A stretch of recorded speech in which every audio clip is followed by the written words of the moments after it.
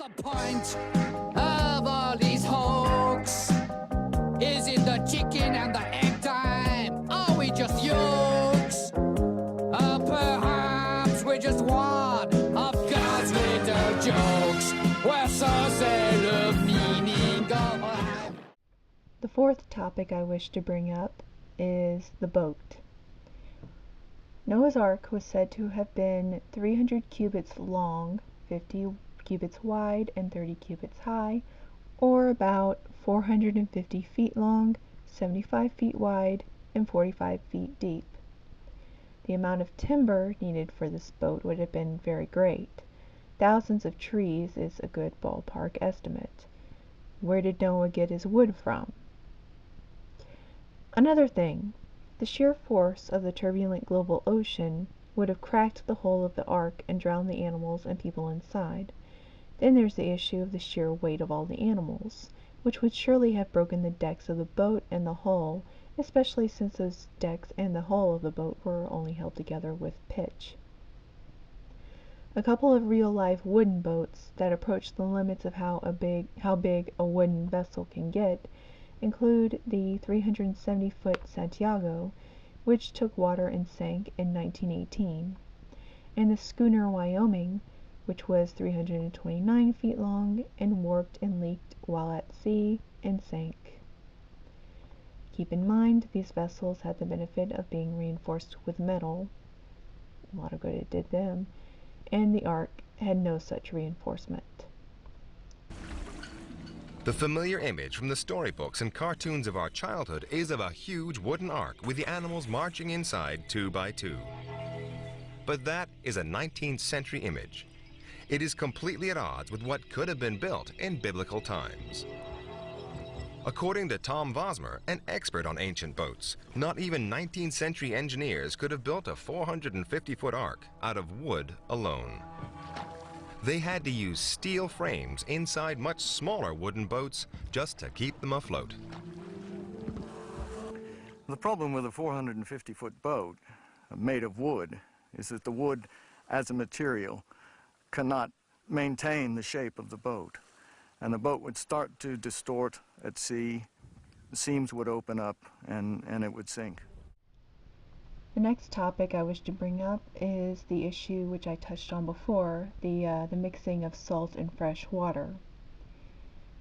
Creatures who live in the ocean and aren't used to fresh water, like clownfish, would die from the millions, if trillions, of gallons of fresh water raining down on them and coming up from the earth. Saltwater fish have to maintain osmoregulation by drinking water and throwing off the salt that comes into their bodies, while freshwater fish excrete water.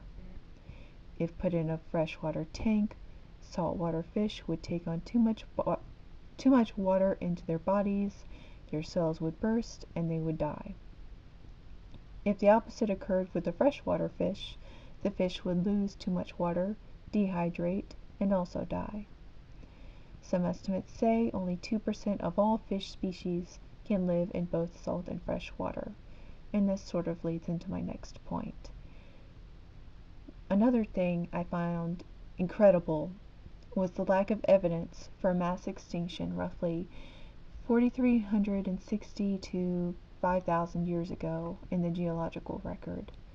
You would think if most land animals, most humans, birds, trees, corals, a majority of fish and other marine life were wiped out in a global flood, that would qualify as a mass extinction and show up in the geological record. It does not. Another issue I wish to discuss is genetics. If in fact every land animal were put in a boat, in pairs, or in groups of 7, there would be evidence of evolutionary bottlenecks for every single land species during the time of the flood, around 4,300 to 5,000 years ago. Do we find any such evidence? The short answer is no. We do find bottlenecks at other times. For example, the Toba catastrophe theory suggests humans experienced an evolutionary bottleneck 75,000 years ago, when the human population in sub-Saharan Africa is said to have dropped as low as 1,000 to 2,000 individuals. I'll use dogs as another example. Dogs as a species are thought to have arisen 40,000 years ago, with initial domestication efforts occurring in Asia.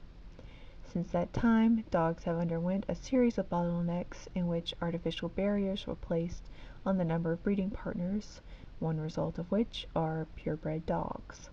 This is a group in which inbreeding and line breeding are commonly done in order to make and keep the bloodline pure. Such animals exhibit large amount of homozygosity, which also occurs to populations on islands. This makes them more susceptible to genetic diseases than individuals that are not inbred. Health issues of this group include a greatly increased risk of cancer, heart disease, immune system and neurological diseases, and epilepsy. One can just imagine what would occur if every single dog on Earth came from a single pair over 4,300 years ago. For that matter, if the flood did occur, as modern creationists assert, the same would be true for every single land animal. The seventh issue I wish to bring up are other cultures which were flourishing around the time the flood is said to have occurred. How were other cultures able to carry on as though no flood had happened? Between 3000 and 2000 BC, China was dominated by the Longshan culture, which was concentrated along the Yellow River. Around 2334 BC, supposedly about 26 years after Noah's flood, Sargon of Akkad was conquering Mesopotamia. The Akkadians, along with the Sumerians, dominated the region of Mesopotamia from 3100 BC through 539 BC. The city of Babylon is estimated to have been built between 2231 and 2286 BC, roughly 75 to 130 years after the flood. Assyria, centered on the upper Tigris River, existed between the 25th and 24th centuries BC to roughly about 605 BC. During the supposed time of the flood, ancient Egypt was in the middle of its Old Kingdom period, during which the pyramids of Giza and the Sphinx were constructed. Around 2345 BC, Egypt's sixth dynasty began. Only 15 years after Noah's flood was said to have happened. How could Egyptian records indicate they were carrying on as normal during the time of flood supposedly occurred, unless the flood was not as great as was made up to be? Localized flooding is always a possibility. Data shows sea levels declining as much as 400 feet during the previous major ice age, and then sea levels went up gradually by about that much, again when the ice age ended. This would have affected many creatures and people living along coastline regions, but the flooding wouldn't have covered every bit of land on Earth. This graph shows how sea levels off the coast of Maine first decrease and then slowly increase over thousands of years. By the time the flood is said to have occurred, the sea level was close to present-day levels and went up only a little more. Reviews in 1996 of Persian Gulf paleo sea level indicates the levels were up to 2 meters higher than at present from about 4,000 to 6,000 years ago. A recent sea level curve from South Carolina indicates a sudden sea level rise from about 3500 BC, followed by an equally rapid 2-meter drop a century or two later. 2 meters is only about 6.5 feet. And the Black Sea flood is a popular option at present for people looking to pinpoint a historical background to the flood story. There are, of course, other stories besides Noah's flood, one of which is from the Epic of Gilgamesh in Babylon. It's a classic story which has elements which are very similar to Noah's flood. Many of the details of the stories are the same. For example, a god causes a global flood because of humanity's wrongdoing. A good man is called by God to build a boat to save himself, his family, and a bunch of animals. The boat has a single door, a window, and is covered with pitch. The flood comes and covers the mountains, killing anyone not on the boat. After the flood has started to subside, a dove and a raven are sent out to see if the land is dry. The ark lands on a mountain in the Middle East. A sacrifice is offered by the man who survived to his god and is blessed in return. And finally, both God in Genesis and the gods of the epic regret flooding the earth. Many creationists claim that the Epic of Gilgamesh was copied, at least in part, from the Noah's flood story, but it's also likely that both stories emerged from an earlier source. An even earlier flood story, called Atra-Hasis for the main character, dates to roughly the 18th century BCE, and is much the same as the story found in the Epic of Gilgamesh and Noah's flood.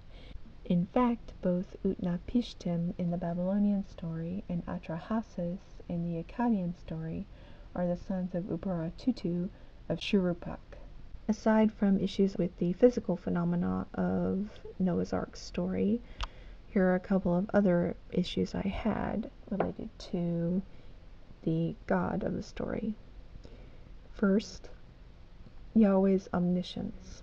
If such a story actually happened, surely the God of the Bible knew the flood would fail to eradicate all evil from the world if he had omniscience, unless he just wanted to kill a bunch of things, which leads to another problem, and that is Yahweh's supposed omnibenevolence. Besides killing most humans, Yahweh also supposedly killed most land animals and quite a few plants, and also a bunch of sea creatures. Isn't that overkill? He was just aiming to get rid of all the bad humans, so why not release a disease or some other disaster that would have wiped out only the bad humans and not a bunch of plants and animals in the process, if this flood story actually happened. But I think we've already established enough evidence that the flood described in the Bible didn't actually happen that way.